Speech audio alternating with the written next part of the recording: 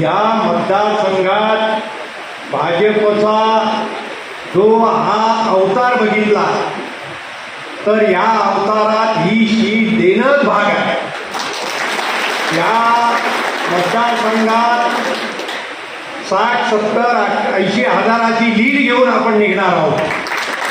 आणि म्हणून हा एक मतदारसंघ, या एक मतदारसंघाबरोबर हे 6 मतदारसंघ या ठिकाणी आपल्याला सांगितलं पाहिजे की केंद्रातले मंत्री, सन्माननीय कॅबिनेट मंत्री इथं 4 वर्षापासून सतत काम करत होते आणि त्यांनी या बूथ कमिट्या टाईट केल्या. प्रत्येक ठिकाणी त्या ठिकाणी बूथमध्ये जाऊन, खरं म्हणजे केंद्रातले मंत्री कोणी एवढे काम करणारे मी कधी बघितले नाही. माझ्या राजकीय अभ्यासातला ते कधी येऊ शकत नाही. परंतु गुहागरसारख्या छोट्या हॉटेलमध्ये सुद्धा झोपून त्यांनी प्रत्येक ठिकाणी ही बांधणी केलेली आहे.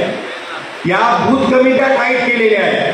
या बूथ कमिट्या असल्या कारणानं प्रत्येक ठिकाणी त्या ठिकाणी भाजपचा कार्यकर्ता उभा राहिलेला आणि भाजपचा कार्यकर्ता उभा राहिला असल्या कारणानं त्या शेवटच्या टोकापर्यंत रत्नागिरीतल्या भागातल्या त्या ठिकाणी भाजप जाऊन पोहोचलेली आहे. आणि म्हणून या ठिकाणी आपल्याला निश्चितपणे सांगितलं पाहिजे की ही सीट या ठिकाणी आम्ही आत्ता हे सर्व कार्यकर्ते आपल्यासमोर जाहीर सांगू जातोय की लाखो मताने ही सीट निवडून येणार आहे.